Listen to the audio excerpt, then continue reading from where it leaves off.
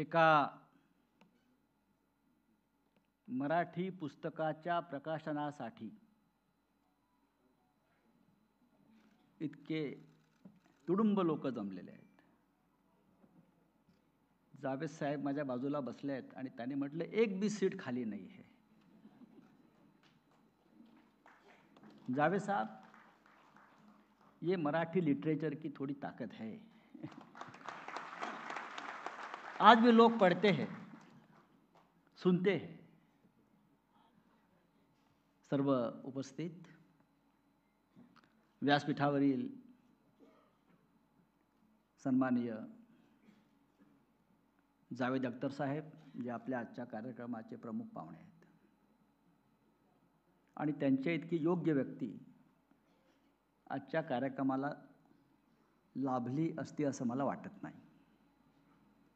ते नुसते कवी, लेखक, पटकथाकार नाहीत. जिथे जिथे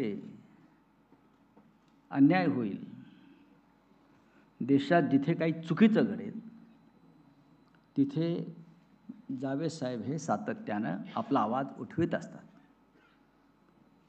आणि म्हणून जावेद साहेबांचं इथे असणं हे अत्यंत आमच्यासाठी प्रेरणादायी आहे. माननीय शरद पवार साहेब, त्यांच्याशिवाय हा कार्यक्रम होऊच शकत नाही. मला तेही पडद्यामागे अशा अनेक लढाया आमच्यासाठी लढत राहिले आणि समोरून लढत असतात. माननीय उद्धव साहेब, माझे सर्वोच्च नेते, मित्र आणि सदैव माझ्या पाठीशी ते उभे राहिले. आणि खास पाहुणा आपण जो मुंबईतून कलकत्त्यातून बोलवलेला आहे, त्यांचं नाव गोखले आहे, साकेत गोखले. आता साकेत गोखले कलकत्त्यात कुठे गेले? ते तृणमूल काँग्रेसचे खासदार आहेत आणि ममता बॅनर्जींनी त्यांना खास बोलवून खासदार केलं कि साकेत, आप कल नॉमिनेशन भरना है. करेक्ट? का? की महाराष्ट्रातून एक लढवय्या त्यांना हवा होता कलकत्त्याला. आमच्या दोघांमधलं साम्य असं आहे की मी त्याच्यामध्ये माझी प्रतिकृती बघतो. तेही तुरुंगात होते ईडीच्या चक्रव्यूहात आणि मी सुद्धा होतो. आणि साकेत गोखले हे गेल्या काही काळापासून एक तरुण राजकारणी,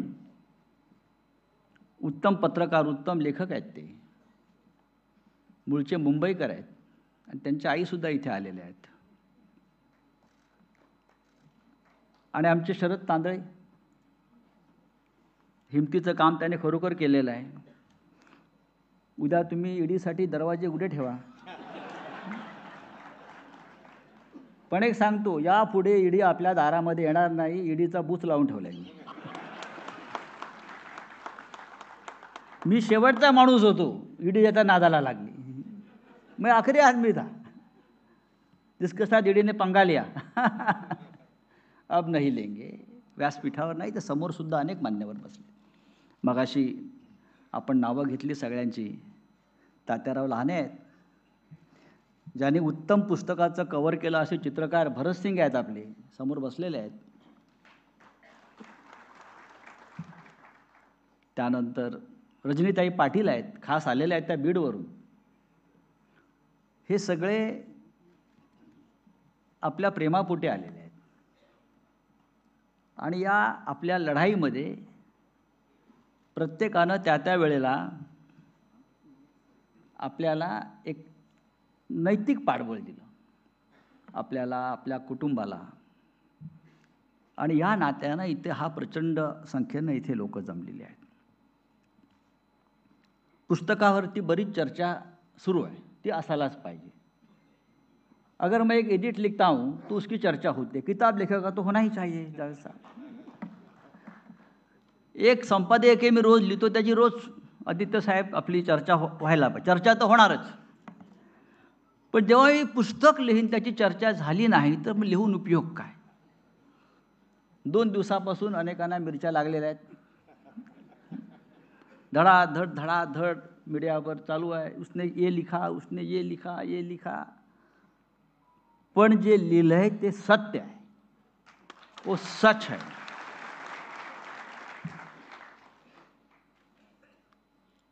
आणि माझी ओळख ही जी बाळासाहेबांमुळे झाली, माननीय बाळासाहेब ठाकरेंमुळे झाली, ती सत्य आणि नीतिमत्ता या 2 गोष्टींची तू कास सोडू नकोस. हे जेव्हा बाळासाहेबांनी मला वारंवार सांगितलं ते मी शेवटपर्यंत पाळ. जावेद साहब, आपकी 2 लाइनें मुझे हमेशा याद आती है. जो बात कहते डरते हैं सब, वो बात तू लिख. इतनी अंधेरी थी न कभी पहले रात, लिख.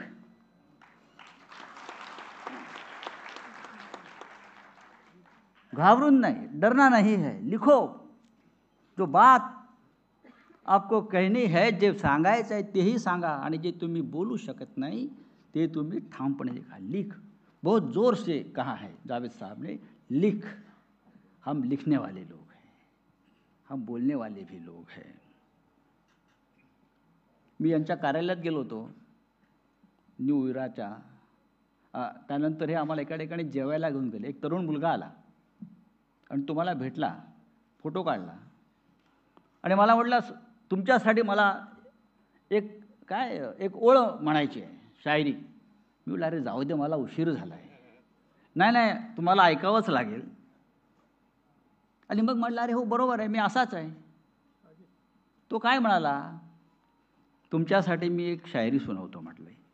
लाख तलवारें बड़ी आती है गर्दन की तरफ, लाख तलवारें बड़ी आती है गर्दन की तरफ, सर झुकाना नहीं आता तो झुकाए कैसे. आम्ही त्या पंथातले लोक आहोत. आम्ही वाकणार नाही. साकेत वाकला नाही, संजय सिंग झुकला नाही, बरोबर ना. आमचे अनिल देशमुख बसलेले आहेत समोर. आम्ही ठरवलं की काही झालं तरी या जुलमी शासन व्यवस्थेच्या या रणगाड्यासमोर आपण झुकायचं नाही, आपण लढत राहायचं. कोणीतरी लढावंच लागेल.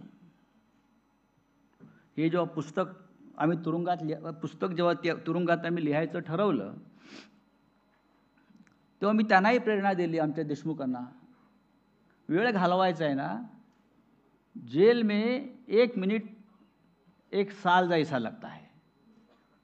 जेव्हा तुम्ही आतमध्ये जाता, अंदर जाते हो ना आप, वो छोटा दरवाज़ा होता है एक पीला कलर का, इतना सा, वो दीवार में होगा शायद या शोले में होगा. वो ऐसा झुक कर जाना पड़ता है और झुक कर निकलना पड़ता है. वैसा ही है.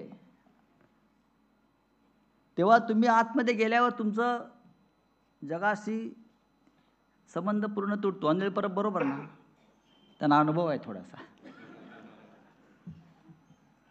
आणि मग तुम्ही करायचं काय.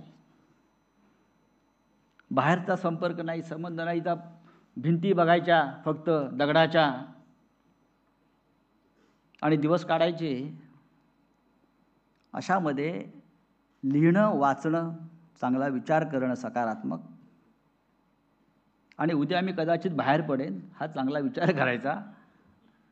कधी देशमुख साहेब बाहेर पडले, आज तुमचा जामीन होणार आहे, डोंट वरी. असं कधी मी गेलो, तुमचं आर्ग्युमेंट चांगलं झालं. ह्याच्यामध्ये आमचे 2, 4, 5 महिने असे निघून जातात. आणि त्यातून एखादा कोणी सुटलाच त्या अख्ख्या परिसरात, तर तो कसा सुटला त्याच्यावरती ते अख्खं जजमेंट घेऊन त्याचा अभ्यास करायचा. साकेत बरोबर ना. अरे वो छूट गया यार, तो सुटला, त्याचं जजमेंट मागवा. मग आमचे तिथे प्रवीण राऊत बसले, ते अख्खं जजमेंट वाचणार. सगळे जजमेंट वाचत बसल्यावरती कोणता पॉईंट काय, हे सगळे तुरुंगातले लोक बॅरिस्टरहून बाहेर पडतात. बार ॲट लॉ, सगळे बॅरिस्टर. 8 दिवस जरी तुरुंगात राहिला तरी तो सर्वोच्च न्यायालयापासून हायकोर्टापर्यंत कसं चालवायचं कोर्ट आणि कोणता जज कोणतं बेंच ये क्या है ये सब पूरा एकदम PhD. हे असं एक वेगळं ते जग आहे. पण त्यातून आता आपण आलो. एक राजकीय लढाई असते. आम्ही ज्या ऑर्थर तुरुंगात होतो एकदा आम्ही उभे होतो असे आणि मला वाटलं की अरे बापरे इथे ससे कुठून आली. अरे इथे ससा कुठं आहे. तर आमच्यावर कुंदन शिंदे होते आमचे. साहेब तो ससा नाही तो उंदीर आहे म्हटले. तो उंदीर आहे म्हणाले. अरे एवढा. त्याला म्हटलं इथे आम्हालाच खायला मिळत नाही उंदरांना खायला मिळत आहे. सशासारखे उंदीर भुशी असे असे मस्त धिप्पाड. देशमुखांनी त्यांना सुंदर नावं ठेवली होती. आता त्यांच्याविषयी बोलणं बरं नाही. ते राज्याचे मुख्यमंत्री आहेत.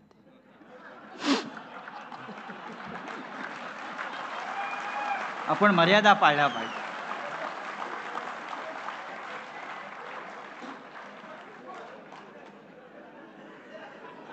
त्याच्यातून हे पुस्तक निर्माण झालं. पण एक सांगतो तुरुंगाचं वैशिष्ट्य असं आहे की माझा रोज सामनातला अग्रज दर दिन मेरा एडिट बाहर आता था. कैसे गवर्नमेंट ने इंक्वायरी कमीशन लगाया था.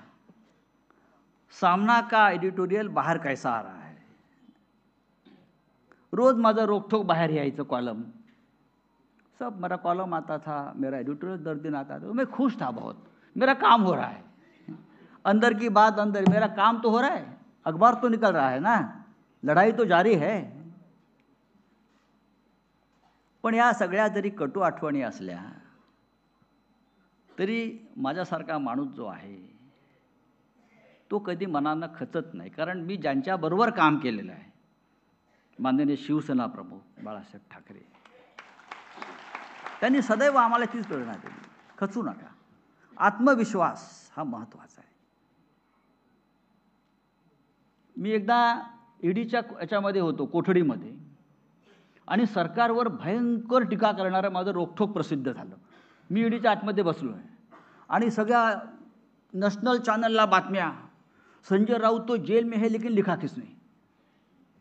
ते 2 अधिकारी रात्री आले उठवायला मला. क्या स्टेटमेंट लेना है म्हटले. बोले क्यों स्टेटमेंट लेना है भाई.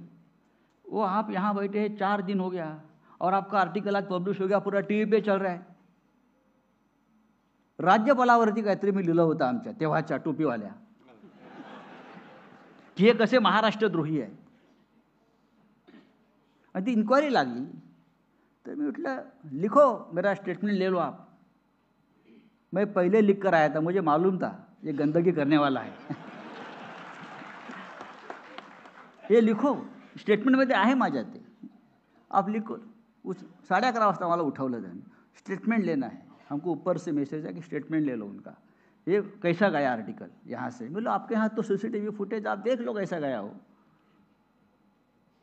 हे पुस्तकाच्या या कथा फार सुंदर आहेत. रोमांचक आहेत. साकेतने माझ्यापेक्षा वाईट दिवस काढलेले आहेत. साकेत साबरमती जेलमध्ये होता. विचार करा गुजरातच्या. साकेतला एअरपोर्टवरनंच उचललं होतं. का साकेत बरोबर ना. तुला एअरपोर्टवरनं उचललं. साकेत 7 महिने तुरुंगात होता. त्या मानानं आम्ही थोडे कमी राहिलो. त्याचा अनुभव जास्त आहे. तो ज्येष्ठ आहे त्या बाबतीत मला. पण पुस्तक तयार झालं. 80% पुस्तक तुरुंगात लिहून झालं. 20% लिहायला 2 वर्ष लागली.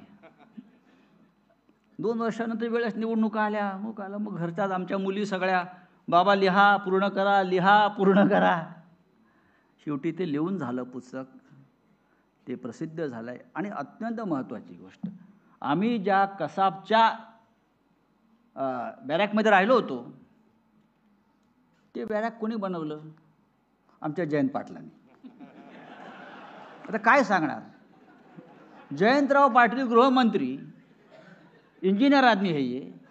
कसाब के लिए स्पेशल बैरक कैसा होना चाहिए उसका डिज़ाइन ये जयंतराव पाटिल ने बनाया और बाद में हमको अंदर भेज दिया।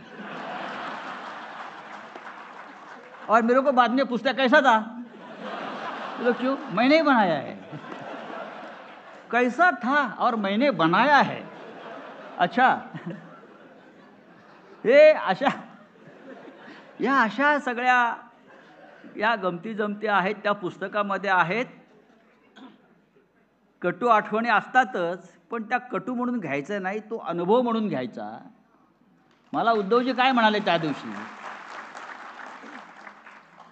त्यांनी पुस्तक वाचलं आणि मी म्हणलं कसं आहे पुस्तक, मी भाषणात सांगेन पण एका वाक्यात सांगतो, पुस्तकात रडगाणं नाही आहे कि मेरे को अरेस्ट किया, फिर मैं रो रहा, फिर ऐसा हो गया, असं झालं तसं झालं।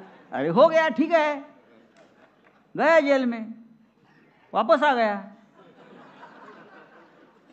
जिसने मुझे पकड़ा उसको पश्चाताप हो गया, त्याला झक मारली आणि याला पकडला। अरे हम गुंडे लोग हैं, हम जेल जाने से नहीं डरते और देश को ऐसे लोगों की जावेद साहब अब जरूरत है। लोहा लोहे को काटेगा अभी। हम सब लोग जो है, साकेत है, हम है, आप जैसे हमारे मार्गदर्शक उद्धव जी है, पवार साहब है, पूरे देश में एक माहौल बन गया है। ये महाराष्ट्र है।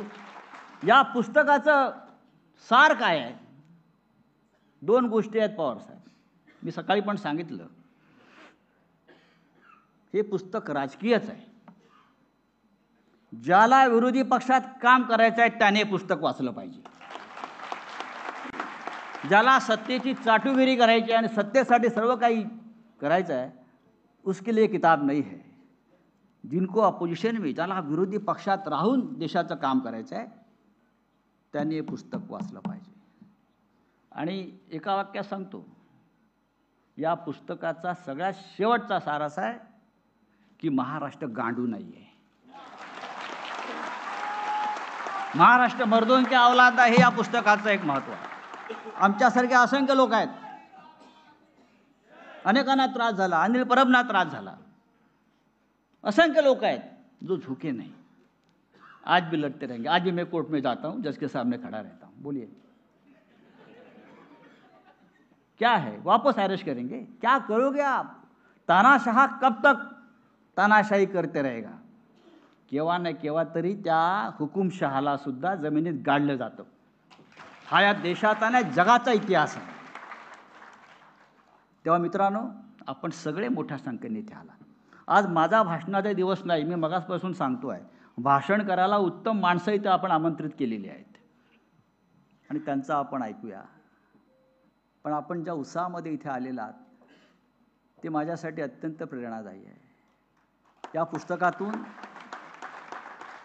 लढण्याची प्रेरणा जरी 100 लोकांनी घेतली तरी या महाराष्ट्रातून आणि देशातून हुकुमशाही पूर्णपणे नष्ट होईल, गाडली जाईल आणि जे राज्य आपल्याला अपेक्षित आहे लोकशाहीचं, ते या देशात आणि महाराष्ट्रात येईल इतकेच मी सांगतो आणि तूर्त आपली रजा घेतो। हा नरकातला स्वर्ग काही लोकांनी महाराष्ट्राचा नरक केलेला लक्षात घ्या आणि ते स्वर्ग करण्याची प्रक्रिया आता सुरू होईल। जय हिंद, जय महाराष्ट्र। ताज्या घडामोडी आणि बातम्या पाहण्यासाठी प्रेस मराठी या YouTube चॅनलला सबस्क्राइब करा आणि आमच्या Facebook पेजला फॉलो करा।